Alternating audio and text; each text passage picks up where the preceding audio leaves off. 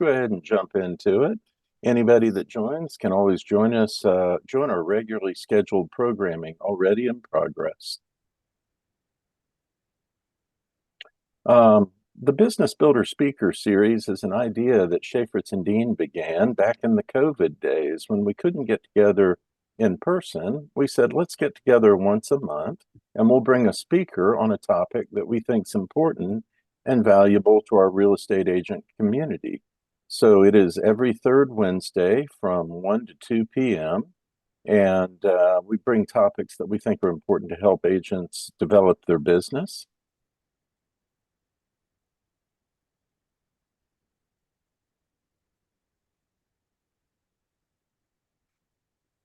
We encourage you to get connected with Schaefertz and Dean.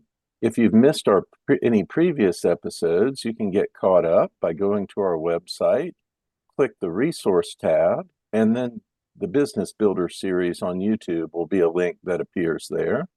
And to stay informed on upcoming Business Builder speakers, be sure to visit our website, connect with us on Facebook, Instagram, YouTube, and our website, and the links are here.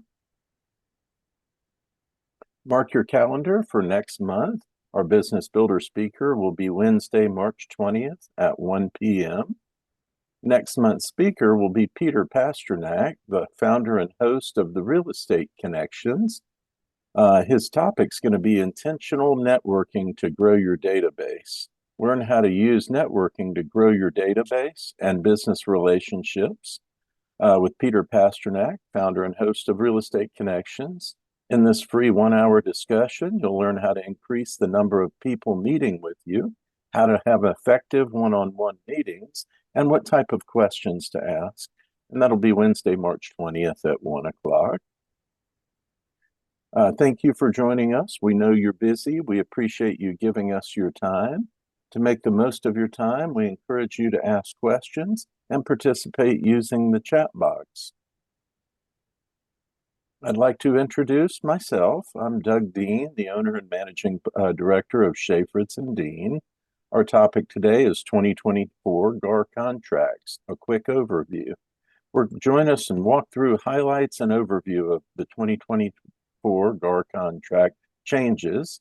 This 1-hour discussion will help make sure you know the changes before your next closing. It's great info, but it isn't for CE credit. For more in-depth 2024 GAR contract changes, sign up for one of our monthly CE courses. And as always, we are committed to your real estate business success. And our contact information is here, our phone, my email, and our website. I'm going to change the screen share to the presentation for our GAR contracts. And I assume you're seeing the 2024 GAR contract changes quick overview title slide. Yes. Thank you. This presentation will be a brief overview of the significant changes to the GAR forms from both the 2023 mid-year changes and also the 2024 changes. It isn't for CE credits. It's about 50 to 55 minutes, not the full 3-hour course, and is abbreviated from the full 3-hour 2024 GAR forms CE course. For more information, visit eagentweb.com and click Training Videos and scroll down to 2024 GAR contract changes. You'll find sample copies of the GAR forms changes, as well as a recorded copy of the full 3-hour CE course. And while that's helpful and good information, you don't get CE credit just for viewing the recorded CE course online. I will be teaching 2024 GAR forms changes CE class Tuesday, March 5th, 10 a.m. to 1 p.m. And you'll find a link here to register, thriverealestateacademy.com/class schedule. One thing that I remind agents whenever I talk about GAR forms is that GAR has a legal helpline. You'll find the web address on screen, and you can also access it from within GAR's website. You'll need your number. The folks that I have referred to it before have said they were very impressed. They got a knowledgeable attorney, called them back quickly, and gave them good information. The one thing I will tell you about the GAR Legal Helpline, it is not confidential. Whatever questions you discuss on the GAR Legal Helpline are transcribed and shared with your broker. So don't talk confidentially about your broker on the GAR Legal Helpline, just a helpful tip. There are three important things I want you to know about GAR forms. First is revision index. Every time the GAR forms change, GAR publishes an index listing every form that changes and noting what paragraph changed in each form. The second thing is what I call universal changes. GAR uses the same wording for the same concept throughout all of the documents. If the wording for that concept changes, that wording will change on every form where the concept appears. For example, a number of years ago, GAR forms didn't speak to wire fraud. When they added the wire fraud verbiage, they put the same language in every form where it's appropriate. So sometimes you'll see 20 forms changed, but when you look closely, well, the same wording changed on all 20 forms. Lastly is form numbers. The GAR form number is a key to the type of document. GAR forms with 3 numerical digits. The first digit describes the category. The 100 series forms are brokerage engagements. The 200 series forms are purchase and sale agreements, and so forth. Alphabetical prefixes also describe the document type, such as a CB prefix is consumer brochure, CF or commercial forms, and so forth. Be sure to refer to the 2024 GAR forms changes. It is the index listing every form with a change, and then beneath each form, it tells you exactly what paragraph changed and what the change was. Remember to also check GAR in the mid-year, April, May, June timeframe to see what changed in the mid-year. The annual changes are designed to reflect changes in practice and procedure in the real estate industry and legal decisions. The mid-year changes pick up, tend to be more editorial changes. I call it the law of unintended consequences. We made a change and we thought we were clear and people were misunderstanding it. So we reworded it in the mid-year to make it more clear what we intended. We're going to touch on the 2023 mid-year changes from June of last year, and then move into the 2024 changes. Each of those, we're just going to hit what I thought were significant changes. In June of 23, GAR modified 20 forms. They are listed here. Wherever you access your GAR forms, you can pull up the GAR form revision list that will show you in detail what changed. And this is the 2023 GAR forms revision changes. It shows each form and below it what changed. And if you look at the very first one, the 101, you'll see that the only thing that changed was they added a paragraph on hazardous conditions on property. And you'll see that same change was made in 104 and in 107. And you'll see that once you understand what that one change is, you'll see where it populated across all the forms. And it goes on to list all the forms that were changed in the mid-year and paragraph by paragraph what changed. So the mid-year change in the 101 and 104 exclusive seller and non-exclusive seller brokerage dealt with hazardous conditions on the property. Before I go into the change, I always ask agents, do you know who GAR forms were written to benefit, buyers or sellers? And the answer is neither. GAR forms were written by attorneys hired by GAR, and they are written to protect licensees and their brokers. So all GAR forms are written with an eye towards two things: protecting licensees and brokers and ensuring compliance with license law. That's another benefit of using GAR forms, is you know that they were written to accomplish those two goals. So hazardous conditions on property just says that the broker has no duty to inspect the property for hazardous conditions. It encourages the property owner to make the property safe for those that might be inspecting the property. And that says that anyone inspecting the property will hold the broker harmless from any injury they suffer on the property. Again, protecting licensees and brokers. That same language was also included in the 107, the authorization to show unlisted property. We also reworded the section about no brokerage relationship. We wanted to make sure that on a 107, where we show unlisted property, that the seller owner is not a client or customer, but we have an agreement with them to show the unlisted property. In the 110 and 113, which are the exclusive and non-exclusive buyer brokerage, again, we added the same hazardous conditions language. We added the hold harmless, that they will hold licensees and brokers harmless for any injury or damage while they're inspecting the property. But we added one more section here, and this stated that the broker might be working with more than one buyer. And more than one buyer, the two buyers may make offers on the same property. So it's a disclosure that I'm working with more than one buyer, you and another buyer, and you might potentially both put in offers on the same property. The 201, the purchase and sale agreement, the mid-year changes here. The first one dealt with our GAR contract specifies that the closing attorney will issue an enhanced owner's title to the buyer if it's available for that type of transaction. There's two types of owner's title, enhanced and standard. And the enhanced provides additional coverages over the standard, but it can't be issued on every property type. So it just indicates that we will issue this enhanced if it's available, the standard if the enhanced isn't available.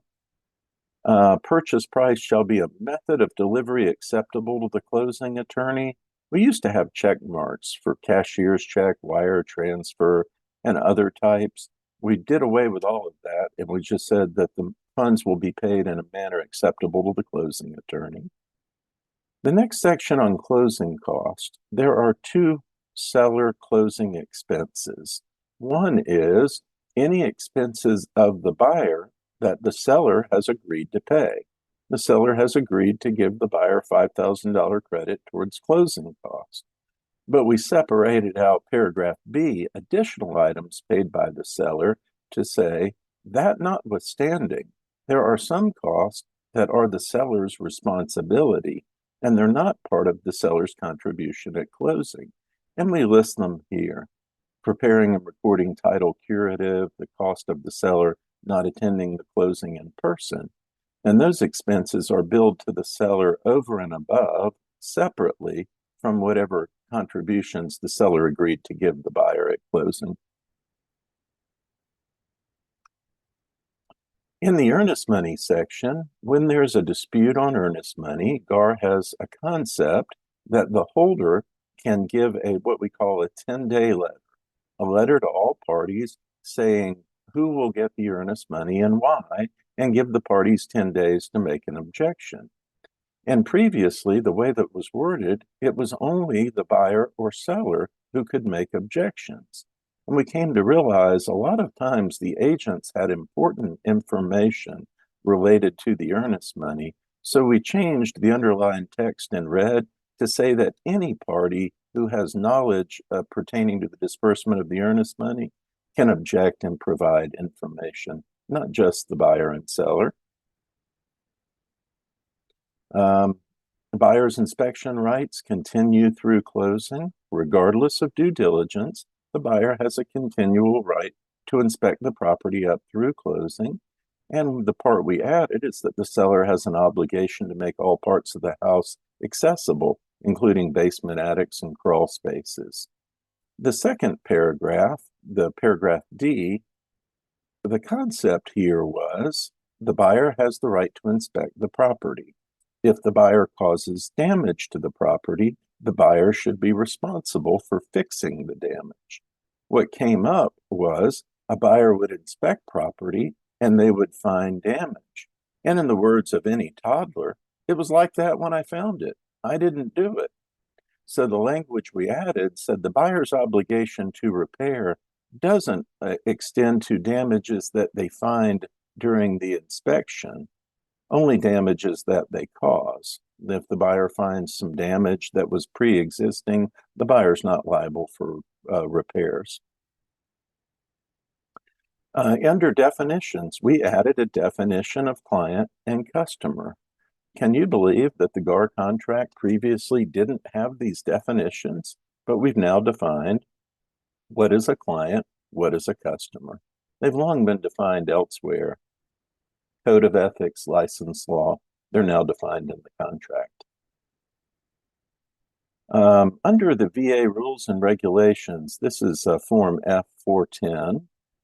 VA rules have always required a termite inspection.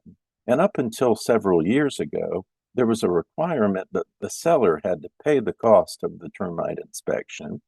You'll see now on the third line down, there are check marks that the termite inspection can be paid for by buyer or seller, check one.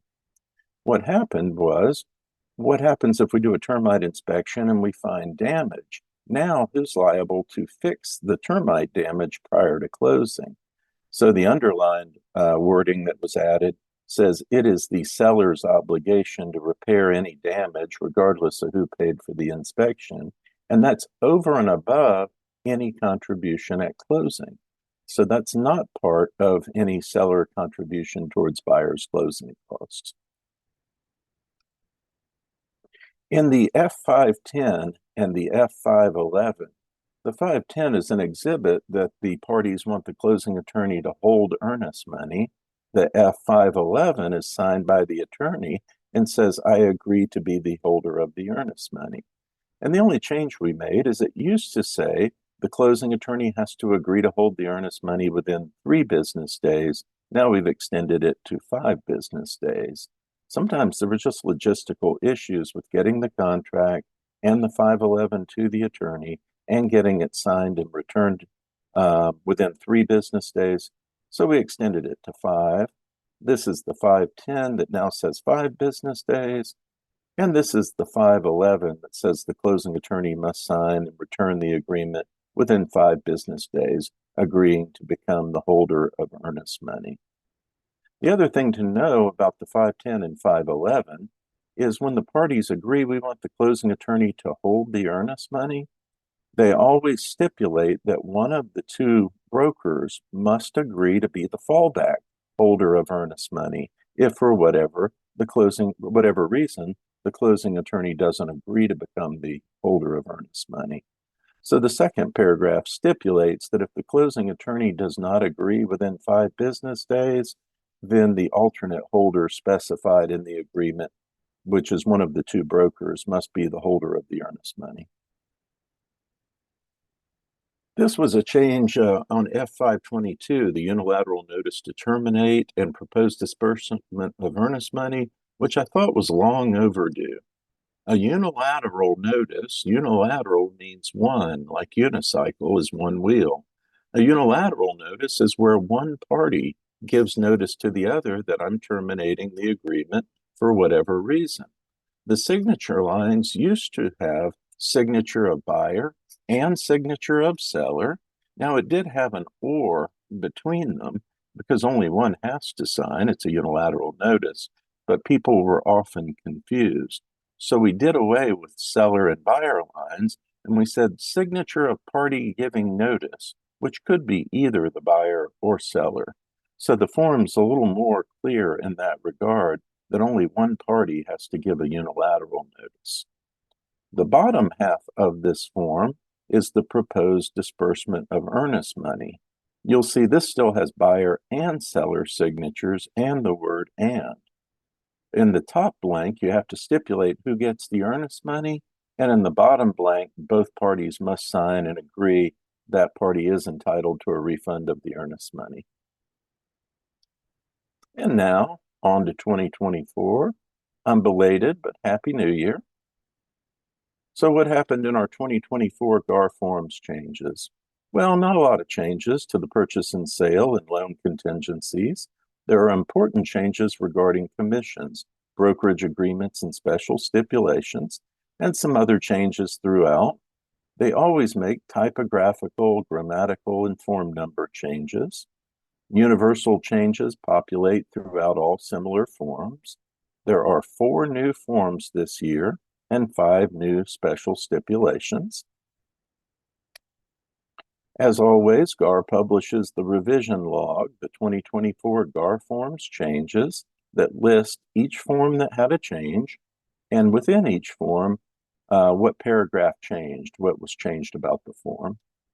So you'll find an index of 2024 GAR forms changes wherever you access your GAR forms, or from the link I gave you at the beginning of the presentation, eagentweb.com training videos, scroll down and you can find a list of the GAR forms changes and training copies of all the forms.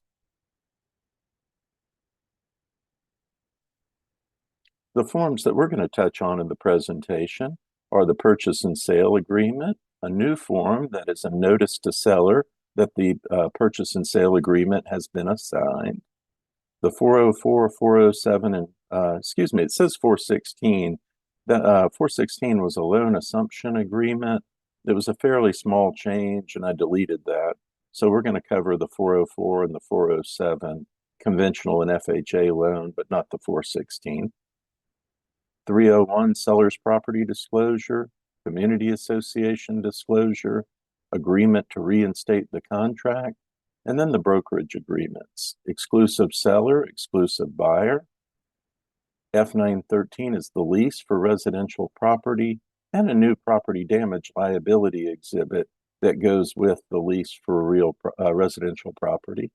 CB13, CB is a consumer brochure, protect yourself when buying real property, and 5 new special stipulations. In the purchase and sale agreement, we just clarified where it lists closing law firm, that's the same thing as the closing attorney, because elsewhere in the firm, we call them closing attorney, but at the beginning, we call them closing law firm, so we made clear they are the same person. Again, we removed specific form of earnest money, which used to have checked the blocks, and now we say the earnest money will be paid in a method of payment acceptable to the holder of earnest money. We clarified that purchase price and sales price are the same thing. We use both terms throughout the document, and we wanted to make it clear if we say purchase price or sales price that they are the same thing. We added some language about keys and openers, that the seller must give the buyer everything they need to access the property, fobs, access cards, codes, including those for community and community amenities. Lastly, if for whatever reason the community rules don't allow the seller to give them to the third party, but to return them, the seller has to tell the buyer how to obtain them from the third party, from the association. We added a new section on devices and fixtures, and the reason that we did dealt with smart home technology, things like Ring doorbells and Nest thermostats. And our contracts really did not address all the intricacies of those before, but they do now. The specific language is that the seller will give the buyer all controllers that are required for operation of devices attached to the property. Additionally, the seller will give the buyer all device credentials, usernames, and passwords for devices like access and guest codes or remotely operated device, or the seller can just reset the device to factory default and give the buyer the factory default credentials. The seller will terminate any access they have, including access they gave to third parties. If they gave their security company the ability to activate cameras to see if there's been a break-in, they have to deactivate the third-party access as well. In the disbursement of earnest money, I touched earlier on the concept of the 10-day letter, that in a dispute of earnest money, the holder can make a determination, send a letter that will be binding after 10 days. What we've clarified here is that the holder of the earnest money cannot make a determination to divide the earnest money. Said another way, if you hold earnest money, you have to determine who is entitled to it in total. It's all to the buyer, all to the seller. The holder doesn't have the option to say, I think you're both at fault and I'm going to split it.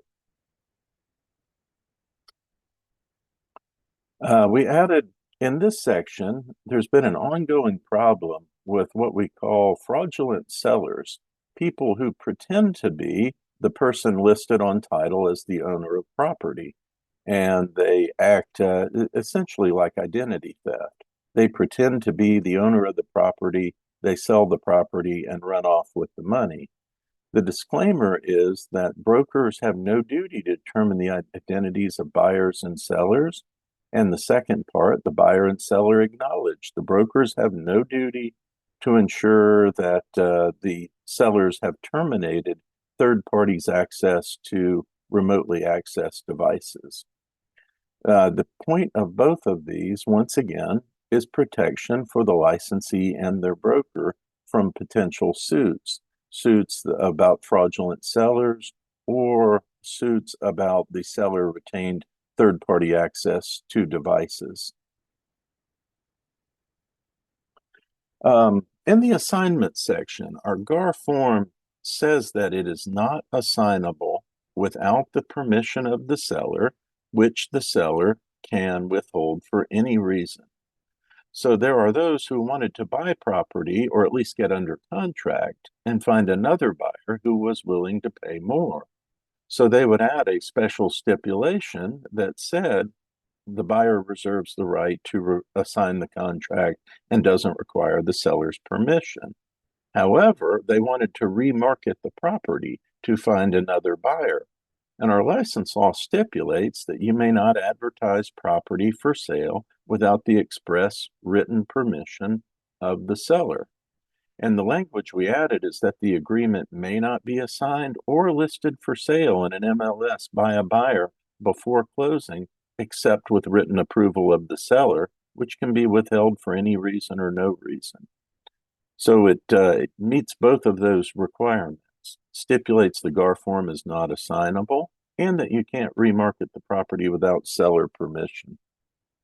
It also stipulates that if you do assign the contract, the assignee is obligated to do everything that the buyer was obligated to do, including to pay any real estate commission.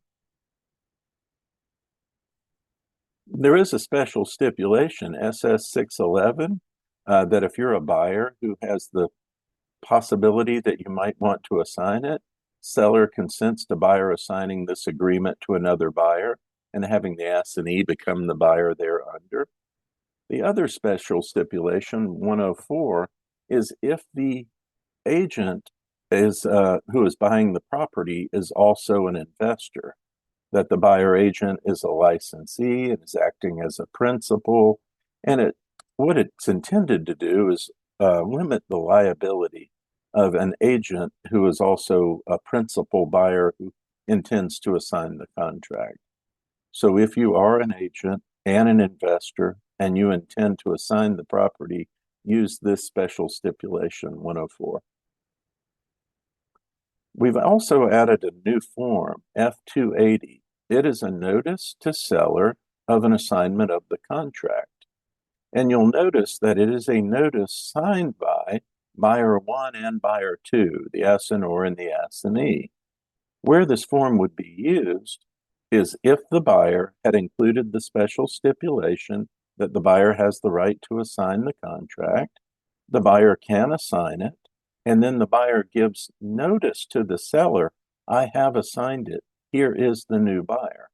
That's why the agreement is signed by buyer 1 and buyer 2 agreeing to assign the contract.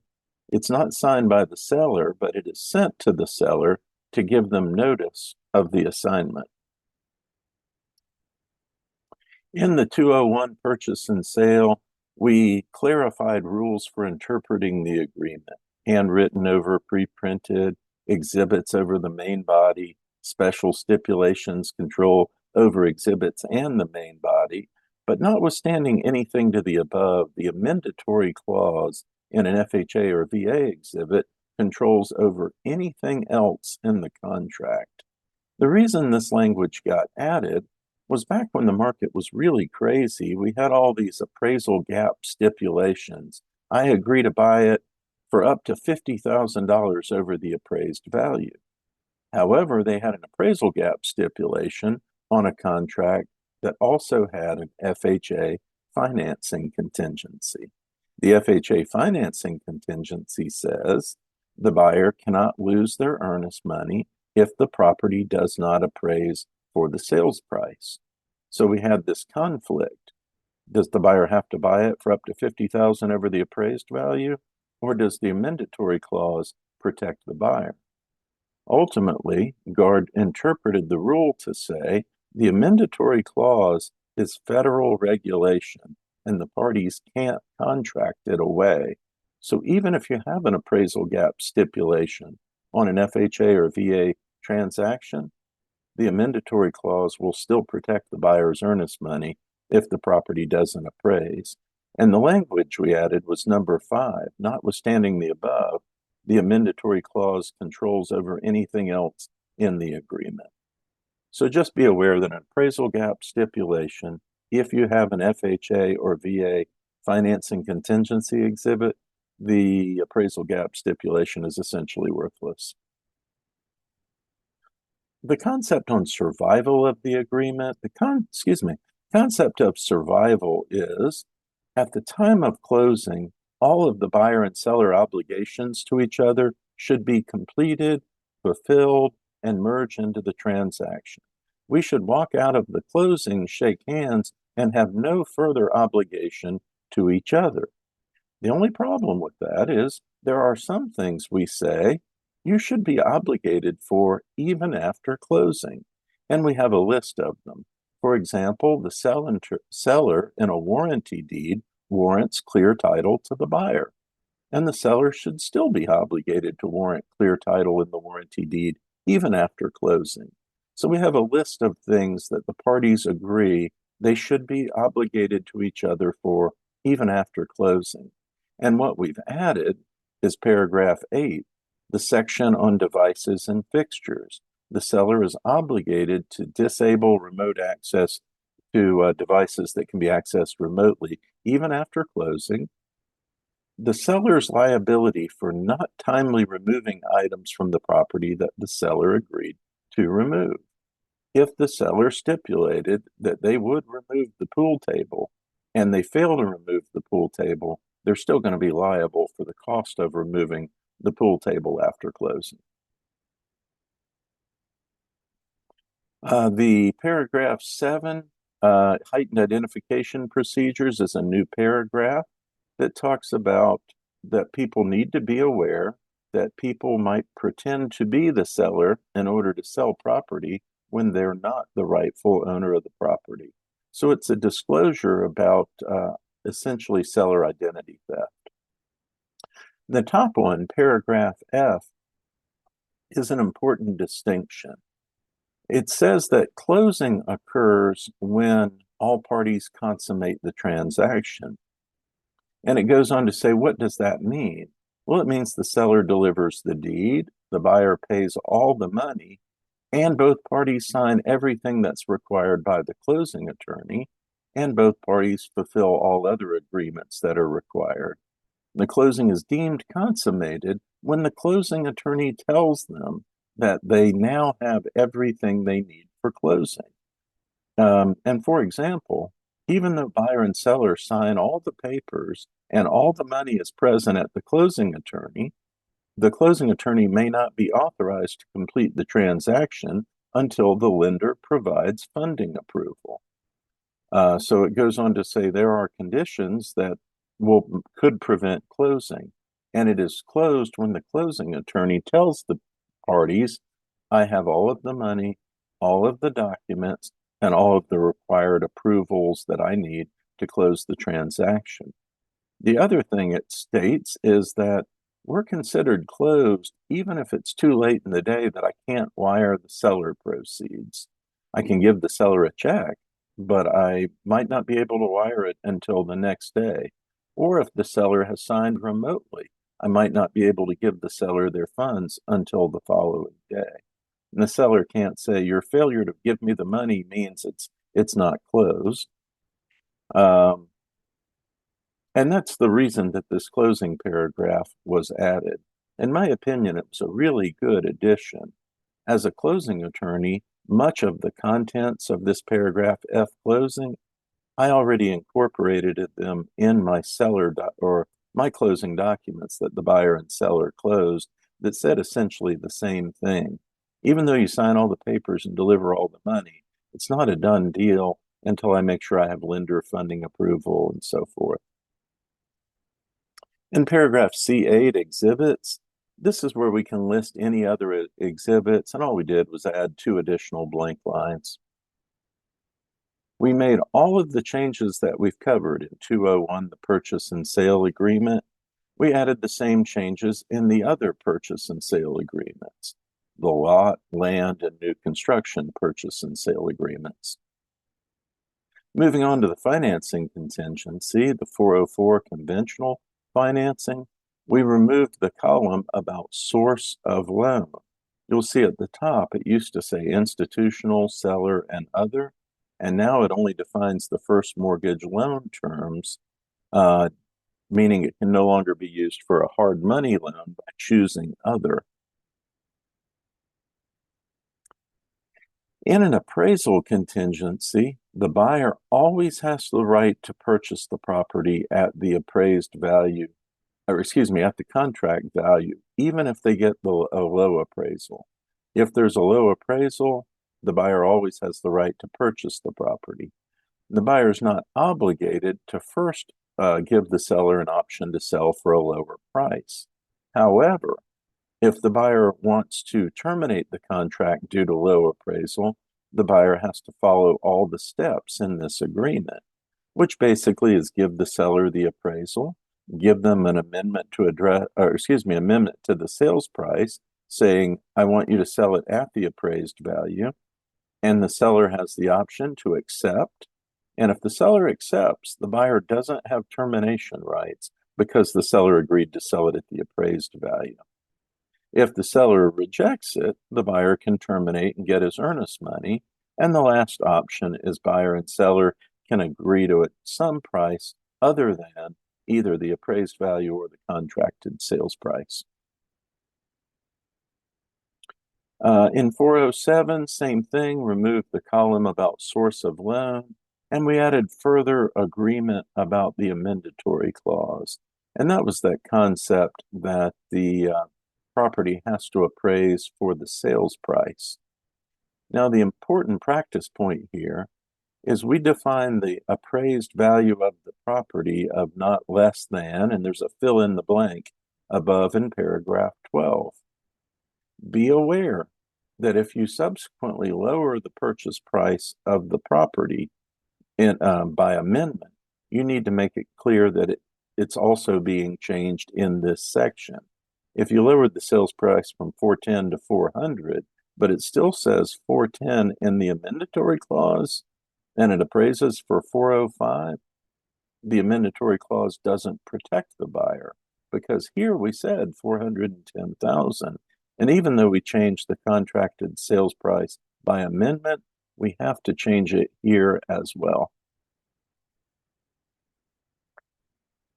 The seller's property disclosure. Do you remember back in the day, we had yes, no, and I don't know. And we took away I don't know and said every seller must answer yes or no. And the problem was a lot of times people legitimately did not know. If you asked me today, does my house have termites? I'm going to say, well, I really don't know. I don't have any way to know. I'm not a termite inspector. I don't have any reason to think that it does. So I'm going to check no, because I don't have any reason to think that it has termites. But the language that we've added, which I thought was a really good change, says if the seller answers no to a question, it means the seller has no knowledge about whether the condition exists. You shouldn't take a seller's no answer as a guarantee. If you want to know if my home has termites, don't take my no answer, have a termite inspection.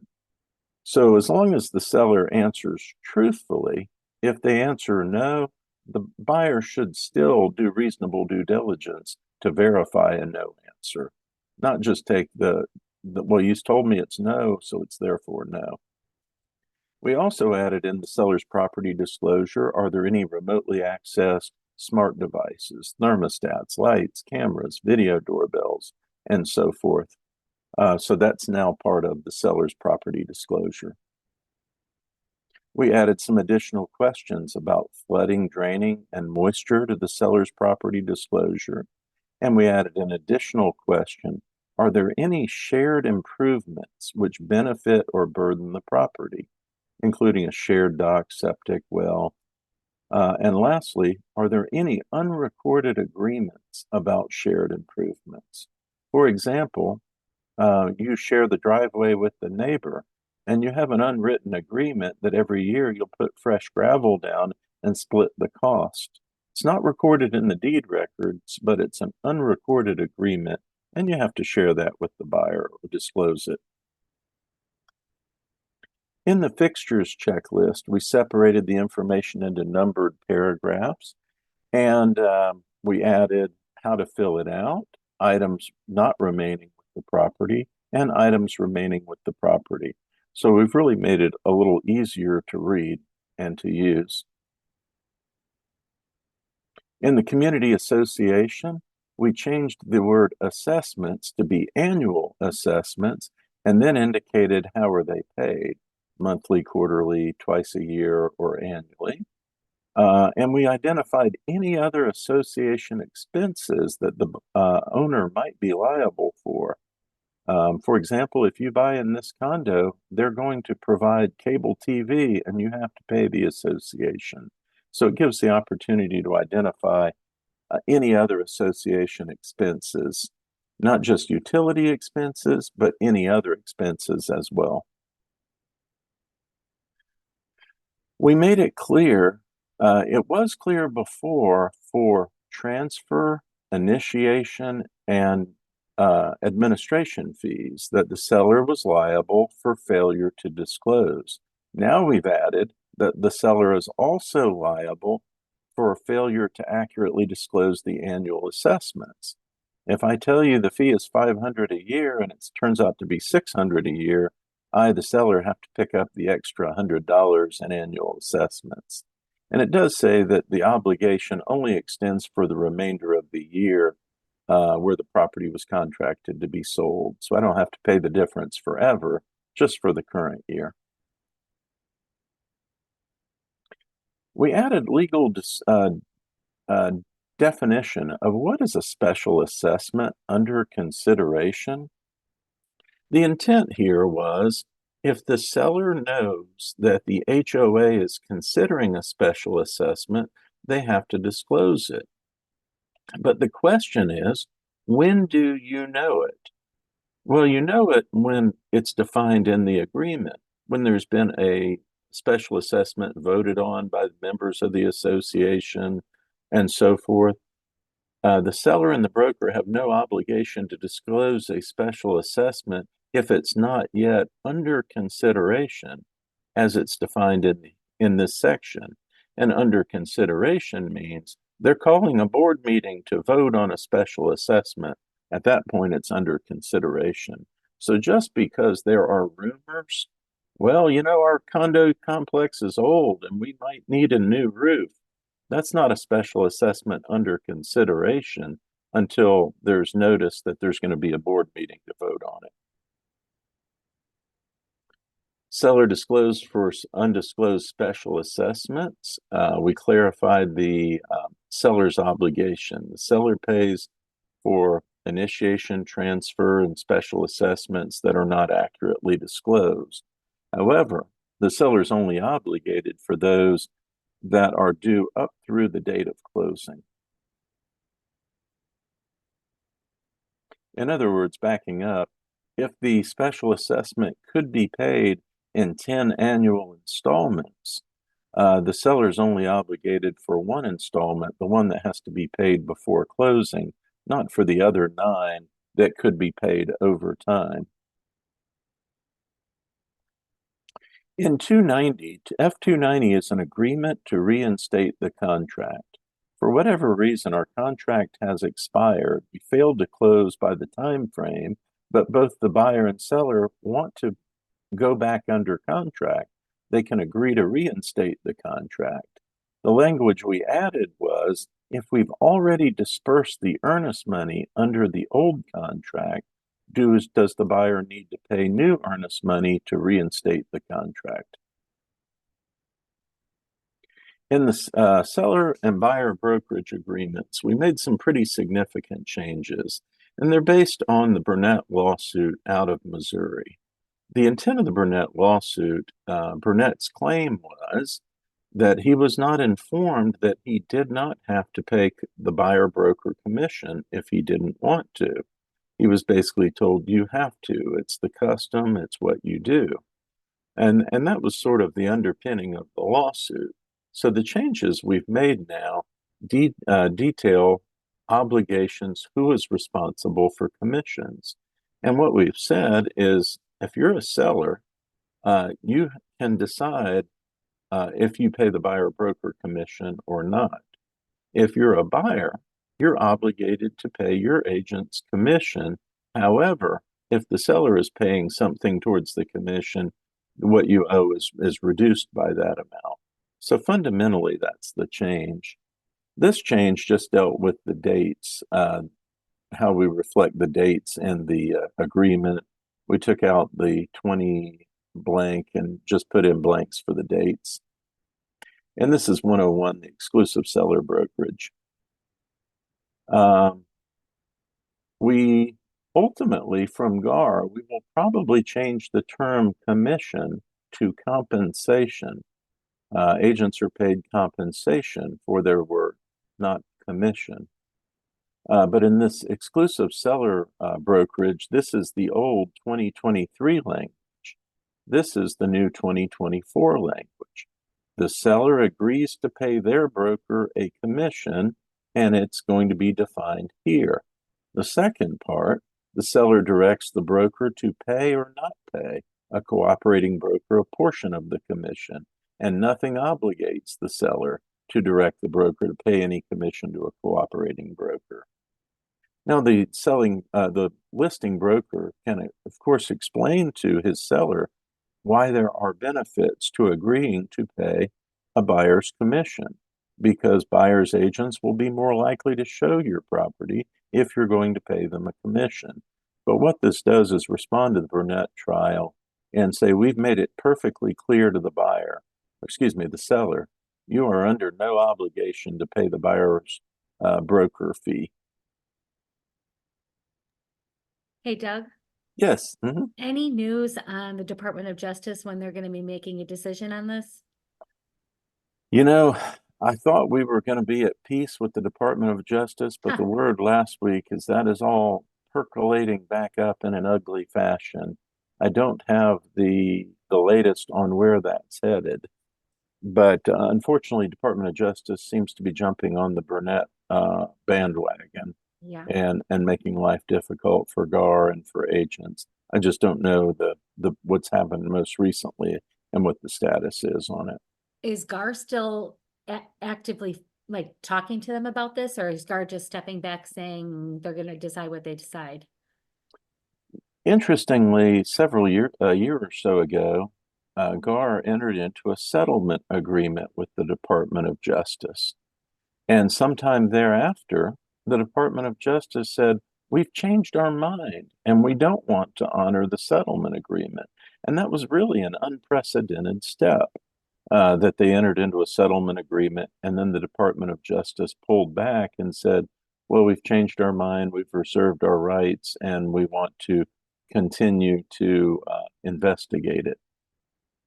So I'll be honest, I'm not up to speed on where we are in the Department of Justice side of things. Okay, thanks. In the exclusive seller, if the seller directed the broker to share its commission with a cooperating broker, if the agreement specifies no commission is to be paid, then no commission is paid, and the cooperating broker's commission is paid by the buyer. So again, just made this consistent. Just a quick word on FERPTA. FERPTA is a federal tax withholding for sales where the seller is not or the seller is a foreign person as defined in the tax code. And we've just made it clear to the sellers that you might be subject to FERPTA, or you might be asked to sign an affidavit that I'm not a foreign person within the meaning of the federal tax withholding. It also says if you are a foreign person as defined in the IRS tax code, that we might have an additional tax withholding for the seller.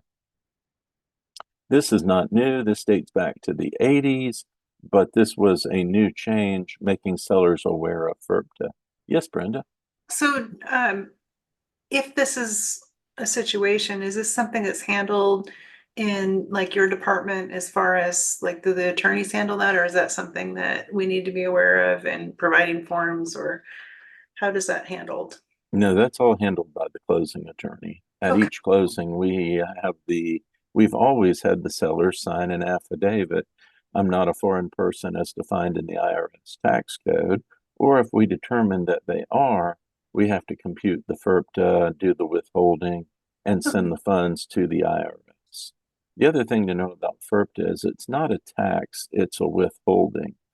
And the withholding is either 10 or 15% of the sales price with a couple of variables that go into it. That doesn't mean the seller will owe all of that money. It just means they have to file a tax return, determine how much tax is owed, and they get a refund of whatever was withheld that's in excess of their tax liability. Can they show the closing attorney? I work a lot with investors. Can they show the closing attorney to lessen their liability, like receipts and stuff? Was that something they've done in the past? I can't remember. There is a provision to do that for Georgia withholding. Georgia has a withholding if you're not a Georgia resident that we have to withhold, and the seller can compute a short worksheet where they list their basis, which is what they paid plus improvements. That Okay. works on the Georgia side. You can't do it at closing on the federal side. You can make an application for a withholding certificate to lessen your FERPTA withholding, but the seller will need an accountant and they'll need to make an application. And even then, we typically withhold the 15% until they get the withholding, which basically says, this is how much my tax liability will likely be. And then that's what we remit and they get the difference back. Thanks. Do you typically like questions at the end? No, it's fine. We're sort of headed towards the end, and it's hard to remember what your questions are when we get to the end. So it's okay to go ahead and we'll field them as we go. Okay, I have one for you then. Sure. So, when you're having a buyer's broker agreement signed, and basically you're trying to explain the amount of the buyer commission if it's not paid by the seller, and they refer back basically to, like, they're looking for, well, where am I gonna see how much is paid? So I'm pulling up a listing and saying, see down here at the bottom, it shows 30%, and explaining that, but it almost sounded like they wanted to know where they could find that elsewhere other than just on the listing. Is that the only place that you, sorry for people watching the video, I'm a little newer to the state. No, you're fine. Yes, the MLS is where the offer to pay a cooperating compensation is typically published. Is However, that, yeah, so how do I show them that other than just saying, well, that's on the listing agreement, we don't have a copy of that, this is what you got to look at, it's the law that they covered that if it's been published, was my answer, but Is there a better answer? No, I think that's still accurate. If there's an offer, and just like you said it, if there's an offer of compensation published, they have to abide by that. And that's the only place to find it. My concern Okay. is with the changes from the Burnett trial, there's going to be a move away from publishing cooperative compensation. So I think longer term, I think it's going to disappear out of the MLSs. And the only way to find it will be to ask. So when you guys go to your meetings about writing the GAR contracts, do you think you could help us there and making that a little bit clearer with the buyers when we're doing the buyer broken compensation on how they can feel comfortable, I guess, finding that information a little bit easier? GAR has a forms committee, but I'm not on it. Oh, okay. So you can reach out to GAR and find out who's on the forms committee and give them suggestions for things they should incorporate in their forms. Okay, thank you. The next section just stipulated if there's an assignment of the contract, the assignee buyer is still obligated to pay any commission that the assignor buyer was obligated to pay. And is that possible? This is Shanita, sorry. Is it possible to write a special stipulation that covers what that percentage is to give the buyer a peace of mind that they're not just, committing themselves to something that's kind of vague in terms of what that actual amount could potentially be and the impact that could be to them to pay that? Shanita, hold that thought because we're going to have a new special stipulation. Now, historically, your broker will always tell you commissions are not part of the sales contract.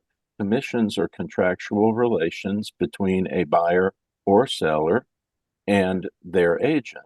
So historically, we've always said commissions don't belong in the contract. However, with the changes we're making in the Burnett trial, I think that's going to be one of the outgrowth. And these new special stipulations are indications that I'm headed down the right path. The new special stipulations, a buyer can stipulate, one of my conditions of buying your property is that you, the seller, agree to pay 3% towards my buyers or whatever, fill in the blank, that you agree to pay my commission. There was a lot of talk Burnett's going to be the death of buyer's brokerage because buyers won't be able to afford it. And my thought is we'll have to address it differently. And this is the first step down that road. A buyer hires their own broker and agrees to pay them a commission. And when they make an offer, they say, and part of my offer is I want you to pay my commission. But hold that thought and you'll see it when we get to that special stipulation. And I think that's the first step down that road. Okay, thank you. I have one question. I was holding it to the end because I thought, we were going to do it that way. Sure. When you gave that example of the pool table of someone not completing actions as committed in the contract, how does that get enforced? Like, say, for example, the seller is in California at this point. They've moved, relocated, the pool table's still there. How does that get remedied? Like, what are the options for that? Does the buyer pay it at their own expense? That, of course, give notice that they did not complete that task, and then provide an invoice to the closing attorney to be compensated? Like, how does that happen? Well, there's two answers. One's the legal and one's the practical. The new language was on survivability, and it indicates after closing, the seller is still liable and obligated to remove this property. And if they don't, the practical impact is the buyer has to ask the seller, you're obligated to remove it. That obligation survived the closing. Either remove it or I'm going to do it and I'm going to bill you for it. But then there's just the actual practical consideration. Are you really going to sue the seller over your $800 pool table removal bill? Unfortunately, a lot of times in our country, we might have legal rights, but the cost of exercising it exceeds what we get. The key takeaway, though, is regardless about how easy or difficult it is to enforce the right, we've made it clear that the buyer does have that right. The seller is obligated, and the buyer does have the legal right to require the seller to do what they're obligated to do. Prior to this, that was less clear. That is more clear now. Okay. Thank you. Thank you very much.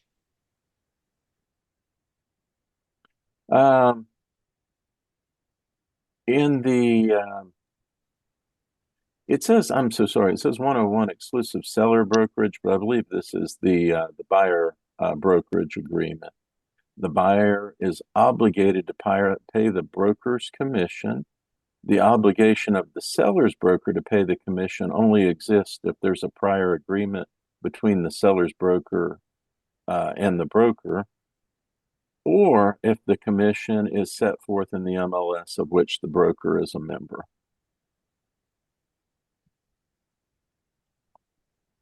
We added the warning about identity theft, that there's increasing amount of identity theft of people who impersonate the seller to sell the property, and that brokers are not liable for fake sellers, but for sellers who have committed identity theft. In the buyer brokerage, we've added, you'll see what it was in 2023, and you'll see below the 2024 language. The buyer acknowledges that neither the seller or seller's broker are obligated to pay any commission. So the buyer said, I'm hiring you to be my broker, and I've agreed to pay you a commission. And I understand that we used to say, oh yeah, you pay it, you sign up to pay it, but historically the seller is going to pay it. And we've taken that language out and we've said, no, you've hired me, you're obligated to pay my commission, and there is no requirement that the seller or seller broker will pay my commission. We also removed reference to the co-op commission being identified in the MLS. On to the F913, the lease. Just clarified some language about a slight modification for early termination of the lease for both the tenant and the landlord. We added language about if there's a lease administrative fee. We added some additional language to clarify why is there an administrative fee and what does it cover. Remember, if you do leases, that you need a completed move-in form required by Georgia law before accepting a security deposit from a tenant.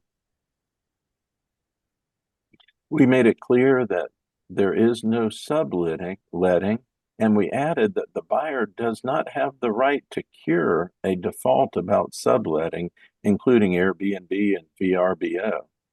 If the landlord says there is no subletting, including Airbnb and VRBO, if he finds out the tenant has done it, he can terminate the lease and the tenant has no right to cure and say, I won't do it anymore. And we added some language about tenant holdover regarding fees that the tenant owes if they hold over after the expiration of the lease term. If the tenant defaults, this landlord has the right to immediately terminate the lease. In the section on smoke detectors, that says the tenant is obligated to check the smoke detectors every 30 days and replace the batteries, we added that also includes carbon monoxide detectors. It's actually according to the GAR form lease, tenant responsibility to test the devices and replace the batteries, and we added carbon monoxide to it. We added a section in the lease that telling the tenant that the landlord can require them to have property damage liability insurance. And if so, we've added a new form, F923, which is a property damage liability exhibit. And basically says you've got to have renter's insurance to protect not only your belongings, but to protect my property if you set the place on fire. We added a correction agreement that the tenant will cooperate to correct any clerical errors. Correction agreements are common in most all contract agreements. Basically says if there's an inadvertent error, we will work together and we'll sign the corrected agreement. In the destruction of property, we added an important thing to say that the tenant's damages, in the event there's damage to the property that renders it uninhabitable, the tenant doesn't have to pay rent for the time period that it's uninhabitable. If we have a tree through the roof and the buyer says, it's not habitable, I have to move out, and the landlord tells them in 30 days, I've removed the tree and fixed the roof, move back in, and you don't have to pay rent for the 30 days that it was uninhabitable. The 923 is the property damage liability exhibit. This is what can be attached to the 913 lease, and it stipulates the type of insurance that the landlord requires of the tenant. Just a quick word on commercial forms. GAR works with the Atlanta Builders Association and defers to them for the commercial forms. GAR does provide some commercial forms, but don't practice real estate outside your professional scope of knowledge. Under Georgia license law, don't make substantial misrepresentations. And under the Realtor Code of Ethics, don't undertake to provide a specialized professional service outside your field of competence, unless you engage assistance of someone who is competent or you fully disclose facts to the client. But commercial forms are available to you in the GAR forms package, and they all begin with a CF for commercial form prefix. CB is a commercial or consumer brochure, and consumer brochure 13, protect yourself when buying real property. We added a new section to buyers about what they need to know about smart home technologies, the Nest thermostats and the Ring doorbells and so forth. If you're not using consumer brochures, I encourage you to get familiar with them. And as I say, give them out like hotcakes. If you're working with a seller, give them the consumer brochure, protect yourself when selling a home. If you're working with a buyer, give them the brochure, protect yourself when buying real property. They're designed to be good, easy to read information for buyers and sellers, but the other thing they do is help limit liability of licensees and brokers. If your buyer or seller later has an issue and you can show, I gave you a brochure that told you about this, you're in a lot better situation than if you haven't given them the brochure. And there are brochures for buying homes in a community with an HOA or a condo. And there are several different versions of the consumer brochures, but my practice point is be familiar with them and use them faithfully to each party to whom they apply. Lastly are the special stipulations. A special stipulation 112, warning to buyers about identity theft and a covenant not to sue the broker. General liability insurance. If you are a buyer who is doing inspections on property, the seller can require the buyer to show people inspecting the property are appropriately insured. If you have a seller who's going to have temporary occupancy after closing, you can use this special stipulation to say that the seller should leave a security deposit for the time of their temporary occupancy until the buyer gains occupancy and verifies the property is in the same condition. The last two were the ones I referenced earlier. Buyer requests seller to pay the buyer broker commission. There's one specifically for a VA loan. Under a VA loan program, the buyer cannot pay a buyer's broker commission. So in the special stip, the buyer tells the seller, I want to buy your property, and one of my conditions is I'm getting a VA loan and that you have to pay my buyer broker commission. The other one is not for a VA loan, but it does the same thing. It says, I agree to buy your home for a purchase price of $400,000. And one of my conditions is that you will pay my broker this amount for their commission. And that's why I said, even though we're moving in a different direction as to how we disclose commission, the buyer still has the right to ask the seller, as a condition of buying, I want you to pay my buyer broker commission. The footnote says, be sure to confirm with your broker before using any special stipulations in your contract to see what your broker does and doesn't allow. As a reminder, Georgia licensed agents must always disclose known latent material defects, and there's a reference to both the license law section and to the Realtor Code of Ethics about disclosing hidden defects. And this is the point when I say congratulations, you have attended your high-level overview of GAR contract changes. Remember to confirm contract changes with your broker. I teach 3 or 4 CE classes every month, and you're always invited. There's a selection of them, both Real Estate Academy of America and eAgent Web. Also on eAgent Web training videos, you can find copies of all the handouts from the session today. And there's a contract tip video YouTube channel, Real Estate Made Crystal Clear. As I always jokingly say, you've been a wonderful audience. Try the veal here through Thursday. And in the words of Kenny Rogers and his song, The Gambler, I hope you found an ace that you can keep. So I hope you've got some benefit from our time together. I'm grateful to you for joining us today and happy to share some information about GAR contract changes. And at this point, I'll open the floor for any additional questions. Yes, Brenda? Okay, so you were talking about the mandatory clause on a price change, and I am wanting to know a little bit more about that. Sure, let me do it again slower. Okay. In an FHA or VA loan, there is a section of the federal law that says if the seller allows the buyer to apply for an FHA or VA loan, the seller cannot force the buyer to lose their earnest money if the property does not appraise for at least the sales price. That's what the amendatory clause language is about. So even though buyers were putting appraisal gap stipulations that would say, I will pay more, when the rubber hit the road and it didn't appraise, they said, I want to get out and get my earnest money back. And the amendatory clause did protect them, and it superseded the appraisal gap language.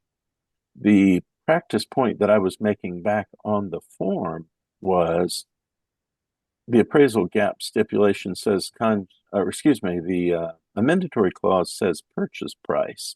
But the way our form is laid out, we say, and give me a moment, let me see if I can flip back and find that slide. We say the amendatory clause means that the property will appraise for this amount.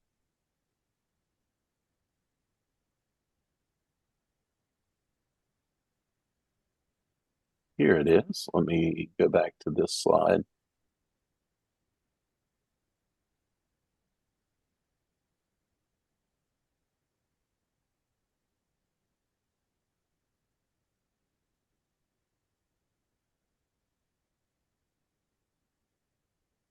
Oh, it didn't do it, but let me see if I can do it this way.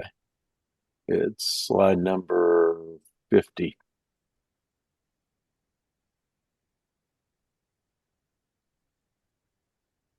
The amendatory clause says that the buyer will not lose their earnest money if the property sets forth an appraised value of fill in the blank. Oh, okay. And my statement was, when you prepare this originally, you prepare this to be the contract sales price, which is expressed elsewhere in the purchase and sale agreement. And later you do an amendment to change the purchase and the sales price. You need to make it very clear that this change also applies to paragraph 12 amendatory clause in the F407. Otherwise, you go with the purchase price. We have to cross this out, put in a new price and have it initial? Or when you do the amendment, just say all parties agree the purchase price shall be changed to whatever the number is. Right. And reference it in both purchase and sale agreement paragraph A2 Ep32 or wherever it appears, and in the FHA loan contingency exhibit, paragraph 12. Okay. Otherwise, you can change the contract price, but not change the amendatory clause language in paragraph 12. And I think I can't remember, is it mandatory that the buyer, let's say if the buyer wanted to walk away from that property altogether, they still have to give the seller first right of refusal to say they don't want to reduce the price. They just can't walk away just because it came in lower, correct? You are correct, and I don't think I have the full appraisal contingency language from the financing contingency, but the 3 steps in a low appraisal. First, the steps are slightly different because of the amendatory clause for FHA VA. But in a conventional loan, if you get a low appraisal, the buyer has to tell the seller, I've gotten a low appraisal. Here's a copy of the appraisal. Here's an amendment to sales price, reducing the sales price to not less than the appraised value. And the seller has the option to say, I'll take it. I don't think I can sell it for more than the appraised value. That's probably a good appraisal. And if the seller accepts it, the buyer's obligated. The buyer can't say, well, I got a low appraisal, I want out.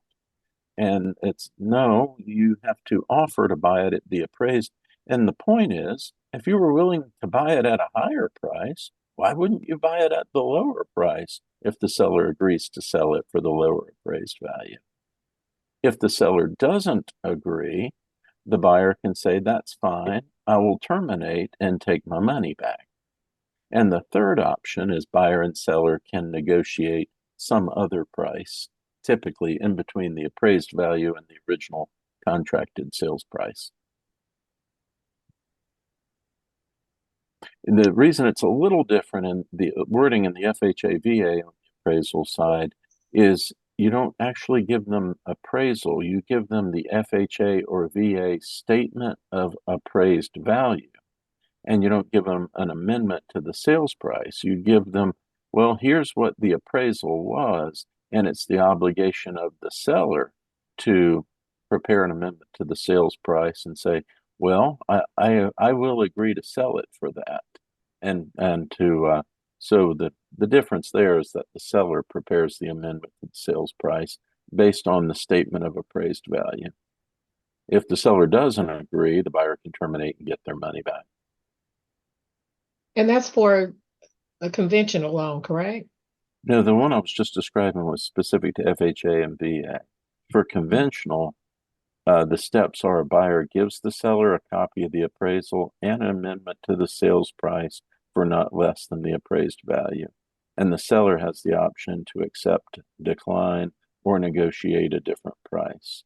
In the FHA and VA, the buyer gives the seller the statement of appraised value, not the whole appraisal, and the seller is obligated to either prepare an amendment to the sales price saying, I will take that amount, or I won't take that amount. You can terminate and have your money back. Okay. Thank you. And under the conventional, that does not survive to the closing date, meaning you can't send a termination letter. That's a great question, and thank you for pointing that out. In the conventional financing contingency, which is where the appraisal contingency appears, there's a deadline, a number of days typically, 15 days from binding agreement. The buyer has to give the appraisal prior to that date. If the buyer doesn't do so by that date, the buyer loses that appraisal contingency because they're past the time frame. On the FHA and VA, they have all the way up through the closing date to say the FHA VA statement of appraised value is less than the contracted sales price. What do you want to do? Do you want to sell it for that value, or do you want to terminate? So that's another distinction between conventional and FHA VA, is that the amendatory clause extends through closing date For FHA VA, on a Hmm. conventional, it expires at whatever time it's specified in the financing contingency agreement. So on the agent side, because sometimes I know definitely during COVID, the lenders kind of control when that appraisal gets done, or there can be delays in that process. So we should be, I guess you would say, managing that date to extend it if the lender has not yet completed it, because we may not always know the appraised value in time based on that date that's in the contract. That is absolutely a correct statement. You want to keep tabs on this, know what the deadlines are. For example, if we said 15 days from binding agreement date, make sure you have an appraisal completed within that time period, or ask the seller to agree to extend the appraisal contingency another 5 days or whatever you need.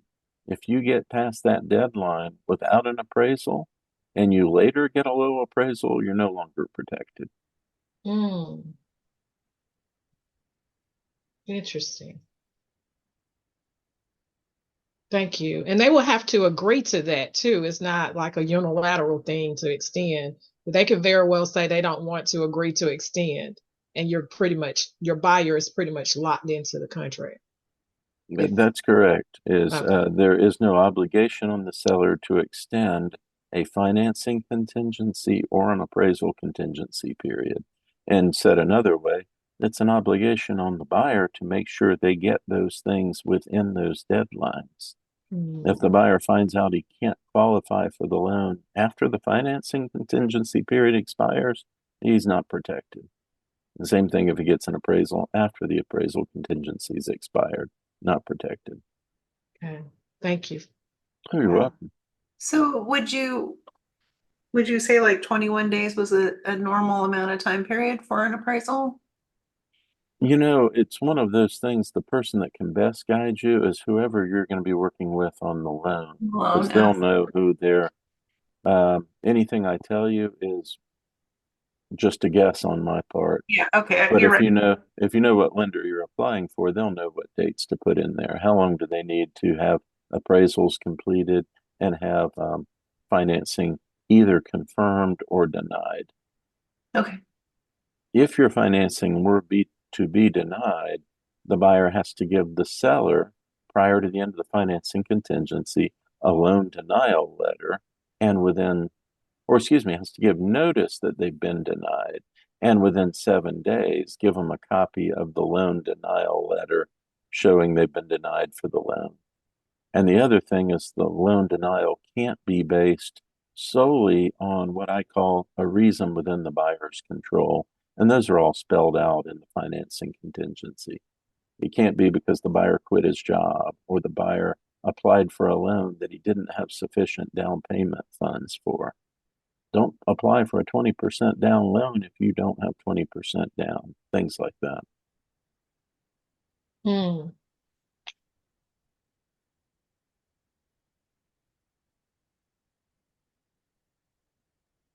Excellent. Well, thank you so much for joining us today. Are there any other questions? I have one last question. I know we kind of over a little bit.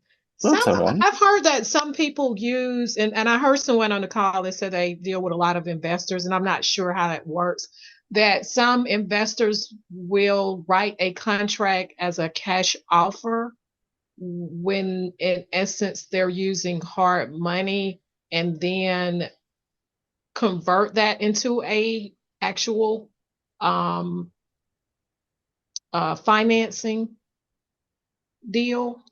Does that make sense what I'm saying? It does. And I think part of the confusion is even in an all cash sale, what we call an all cash sale is no financing contingency. It says, I am prepared to buy it and pay cash, and my purchase is not contingent on me being able to make sure I can get a loan. And it didn't necessarily preclude a buyer from getting a loan. It just said, if you don't get the loan, your earnest money's not protected. So it was really no financing contingency, not not what we call an all cash sale. Let me look it up. The no financing contingency is an F401, and let me see if I can pull up a copy. We've made some changes to it over the years because it used to be, even in an all cash sale, the buyer could get a loan and then the buyer could use the 8-day unilateral. But we made some changes to the F401, the no financing. It's not even called all cash anymore. It's called no financing contingency. And we removed the buyer's right to one, there's a check mark that says it is an all cash and but I might get a loan if I want to, or you have no right to get a loan and no right to use the 8-day unilateral. So we've kind of tightened up the wording on the no financing contingency exhibit, which the term no financing contingency replaced all cash. Okay, thank you for clarifying that. Mm-hmm. Even in an all cash, or what we call now no financing contingency, it does contain an appraisal contingency. So you can say, I'm not getting a loan, but I am going to get an appraisal. And if it doesn't appraise, then I want to go through those steps and say, I got a low appraisal. Do you want to sell it for less? Or do you want to terminate and let me take my earnest money back?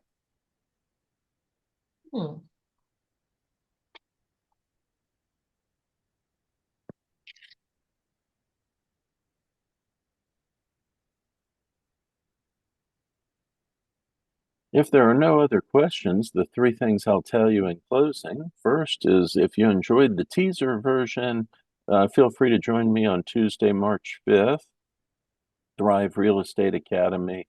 You'll find the registration link there for the March 5th class under the calendar.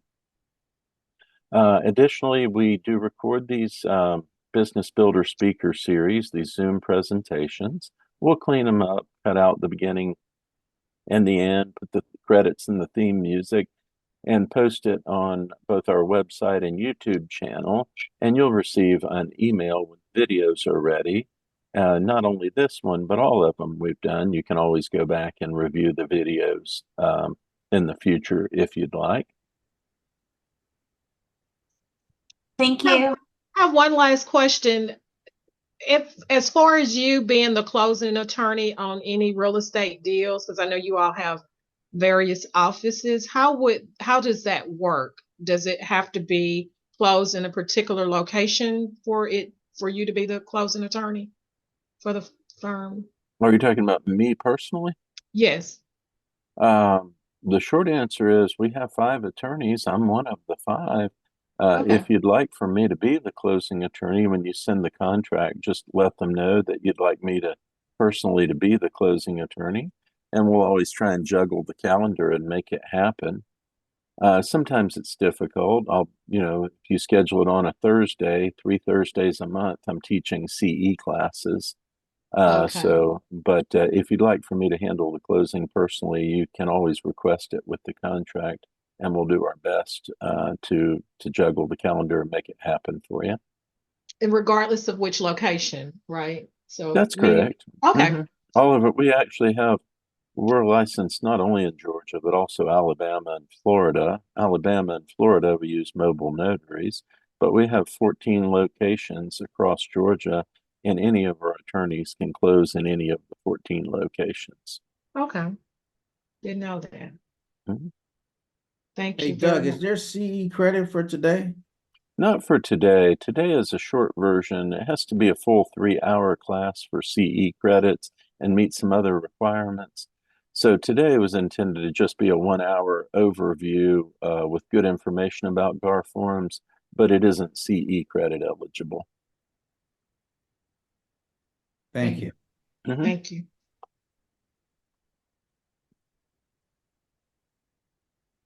Well, thank you again, and thanks for joining us, and we'll let you know when the video is available if you'd like to review it or share the information with others at your brokerage or other agents that you work with.